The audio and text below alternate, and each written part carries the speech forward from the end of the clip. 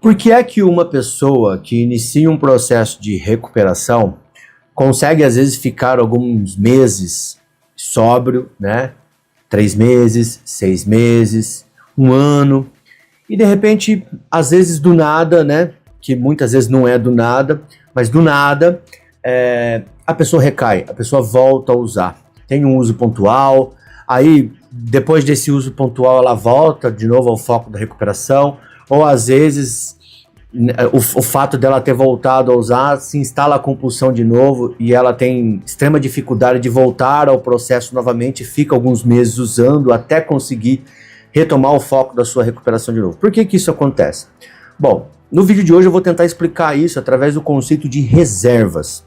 Eu não sei se você já ouviu esse termo, ele é muito utilizado nos grupos de apoio e no meio da recuperação em geral, né? Ah, você tem reservas, você precisa trabalhar as suas reservas. Você sabe o que significa reservas? Então, bora lá pro vídeo de hoje, fica até o final que eu vou explicar o que são reservas e por que que ter essas reservas pode dificultar o seu processo e fazer você muitas vezes ter esses lapsos, essas recaídas assim após um tempo considerável de sobriedade, tá bom? Então já deixa o like, compartilhe, se inscreva no canal, faça parte da nossa comunidade no WhatsApp, lá você tem acesso a grupos gratuitos, o link está na descrição.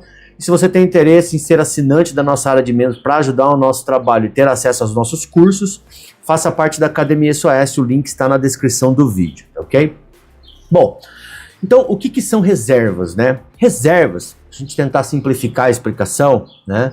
Não é uma definição técnica, tá, gente? Eu não tô familiarizado com esse conceito dentro de uma abordagem técnica, ela é mais um termo utilizado no meio da recuperação, nos grupos de apoio, tá? Mas reservas nada mais do que pensamentos secretos, desejos ocultos, encobertos, que muitas vezes eu guardo para mim e no momento propício, numa janela de oportunidade, esse desejo se manifesta e eu acabo usando substâncias. Como essas reservas, elas basicamente funcionam na nossa vida? Ela pode agir de várias formas, tá? As reservas, elas podem ser mágoas e ressentimentos que eu cultivo a respeito de pessoas ou de situações, que é o que eu chamo da recaída por vingança, eu uso por vingança. Eu tô magoado com alguém, eu tô ressentido com alguém, eu tô indo bem na recuperação. Aí de repente acontece alguma coisa, eu fico extremamente magoado e ressentido com uma situação ou com alguém, e para se vingar dessa pessoa eu uso drogas. Eu vejo muito acontecendo isso em conflitos de casais, né? A pessoa tá em recuperação, de repente tem uma briga com a esposa, com o marido, e a pessoa vai usar para atacar o marido e a esposa, para provocar a pessoa, para se vingar da pessoa. Ah, é assim? Então eu vou usar. Quem nunca, né? Eu já vi isso acontecer muito isso. Inclusive eu acredito que muitos de vocês que estão assistindo esse vídeo já devem ter passado por isso, né? Vai se identificar com isso que eu falei. Tem também a reserva, que é a vontade secreta, as vontades secretas, né? Que são aquelas exceções que muitas vezes você abre em datas comemorativas. No meu aniversário, eu tô bem, mas lá no fundo, né, você não conta pra ninguém, não conta pro seu terapeuta, não conta no grupo, você guarda. Por isso que a gente fala que é um desejo oculto, encoberto. Eu não manifesto isso, né? E muitas vezes, recuperação exige uma certa dose de honestidade. Pessoas que alcançaram longos anos de sobriedade, elas desenvolveram uma honestidade que permite a elas, quando elas percebem essas reservas acontecendo, elas partilham. Seja com seu terapeuta, seja no grupo, elas não deixam essas vontades ficarem ocultas. Mas, voltando ao assunto, é aquela pessoa que guarda aquele pensamento de tipo assim, no meu aniversário eu vou usar. No Natal e Ano Novo, eu vou ficar sóbrio o ano inteiro. No Natal e Ano Novo eu vou abrir a exceção e vou tomar alguma coisa. E daí a pessoa acaba bebendo, recaindo, né? Então, normalmente é o famoso abrir exceções. E também, um outro tipo de reserva, mas que tem muito a ver com essas vontades secretas também, são as barganhas.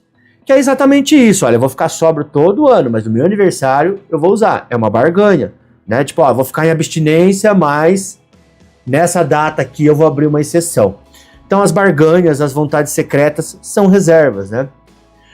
Tem também, inclusive é um mecanismo de defesa psicológico, eu diria assim, que é um tipo de reserva que a gente chama de minimização. E aqui vai uma ressalva para aquelas pessoas que falam que álcool é gatilho. Eu digo que isso é uma reserva. Por que eu acho que falar que o álcool é gatilho é uma reserva?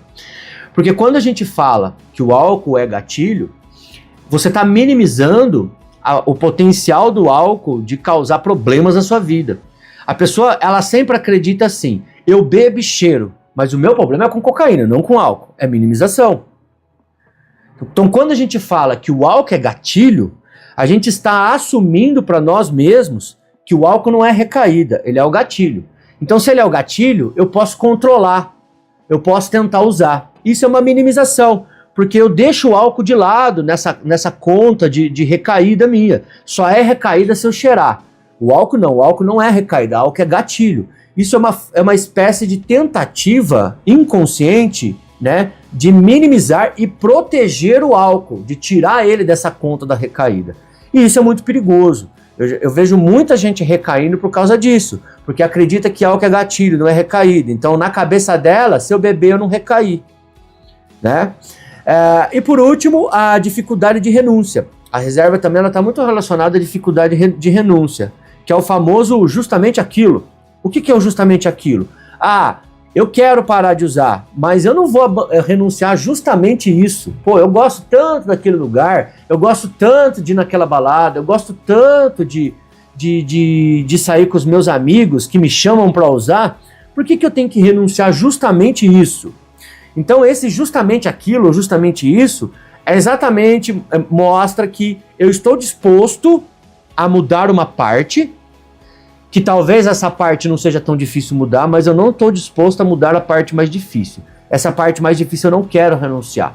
E daí isso acaba produzindo uma série de recaídas, porque eu fico tentando proteger uma parte da minha vida, dos meus comportamentos que eu preciso renunciar, tá? Como o álcool, por exemplo, né? A gente vê, justamente aquilo acontece com o álcool.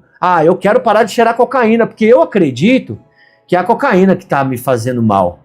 Mas eu tenho que parar de beber, justamente a minha cervejinha eu vou ter que abandonar. Então a pessoa ela tem dificuldade de aceitar que o álcool também causa problemas para ela. Uma vez eu lembro um paciente que fazia essa combinação, né, álcool e pó, né, cocaína.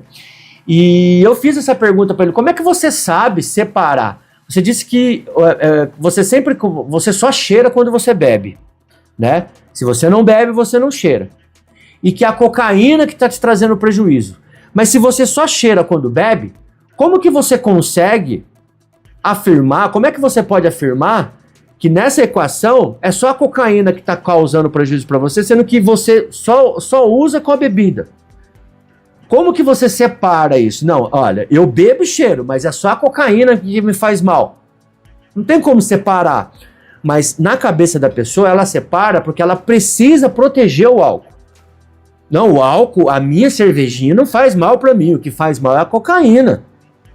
Entendeu? Ele precisa minimizar e proteger, porque ele tem dificuldade de renunciar ao álcool. Então ele nunca vai assumir que o álcool está trazendo problema para ele, né? Então esse é o problema da reserva, essas proteções mentais, essas blindagens mentais que eu fico criando para proteger uma parte que eu não quero mexer na minha vida e que eu preciso mexer. Então as reservas, se a gente fosse para resumir, eu coloquei aqui 3 coisas que ela pode sinalizar, né?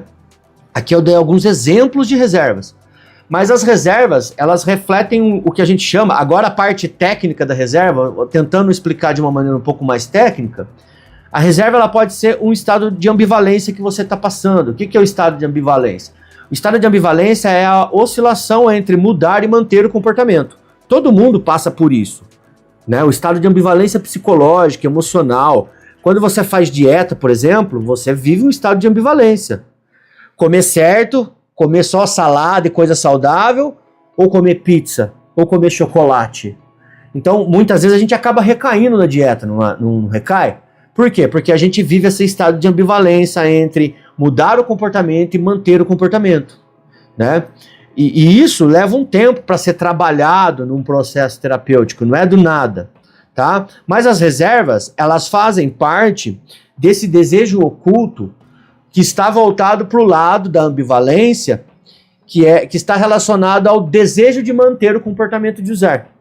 Então, quando eu quero parar, tudo bem. Agora, quando esse lado meu que quer usar, porque é como se fosse 2 pessoas, né? Um anjinho e um diabinho aqui, né? Esse lado meu que quer, o diabinho que quer fazer com que eu use, é a reserva. O diabinho que fica tentando me convencer de que uma cervejinha não dá nada é a reserva. O diabinho que fica aqui tentando me convencer de que, olha, no Natal, toma uma, não vai dar nada. Pô, você é merecedor, você é filho de Deus. Você trabalhou o ano inteiro, se esforçou pra caramba, ficou em recuperação. Por que você não pode tomar uma cervejinha? Então essa vozinha na minha cabeça é o estado de ambivalência, a reserva, né? Uma outra maneira que a gente pode explicar a reserva é que a reserva ela tem muito a ver com a resistência à mudança, que é a negação. A tal da negação, né? Ou seja, em até certo ponto você aceitou que você tem que parar. Você aceitou que você tem que mudar. Mas existe ainda uma parte de você que não aceitou, que resiste a essa mudança. E é essa parte que nega, que resiste à mudança, que produz essas reservas. Que tenta barganhar, que tenta minimizar, que tenta abrir exceções, né? E por último, né, a reserva ela representa as dificuldades de aceitar que você precisa mudar completamente. Que também é um processo. A aceitação não é um insight que de repente você acorda, se acordou aceitando tudo. Você estava negando tudo ontem, de repente você acorda. Eu não acredito nesse termo, embora a gente por força do hábito fale às vezes, mas sempre perguntam para mim, eu falo, olha gente, eu não acredito nisso. A tal da virada de chave, né? Quando foi essa virada de chave? Eu não tive virada de chave. Eu não acredito nisso. Porque isso é uma visão reducionista e simplista de um processo complexo de mudança. Quem acredita em virada de chave parte do princípio de que ontem eu não queria parar. De repente eu acordei hoje, mudou. Milagrosamente eu acordei, virou a chave. Isso não acontece, gente. A mudança é um processo de amadurecimento psicológico, amadurecimento das ideias, desenvolvimento da autoconsciência, aprendizagem emocional. Então você não vai virar a chave da noite para o dia, não existe isso. O que existe é um processo gradual de descoberta, de aprendizado, de amadurecimento e altos e baixos. Então a gente pode até colocar dentro dessa visão que eu estou trazendo, que as reservas são parte natural do processo. E se elas aparecem, você tem que trabalhar elas em sessão de terapia, no seu processo de recuperação, para ir desmontando elas da sua cabeça, para ir desconstruindo elas da sua cabeça. Porque as reservas estão mostrando que existe uma parte sua que está com dificuldade de aceitar que você precisa parar completamente. Então você precisa trabalhar isso a longo prazo. E não vai ser uma virada de chave, você vai acordar um certo dia inspirado, abençoado e vai, nossa, de repente tudo mudou na minha cabeça. Não, você vai ter que aprender isso ao longo do seu processo de recuperação. Certo? Tem mais alguma reserva que eu não mencionei aqui? Coloque nos comentários do vídeo, isso pode ajudar outras pessoas. Compartilhe esse vídeo, se inscreva, continue acompanhando os nossos conteúdos e até o próximo vídeo.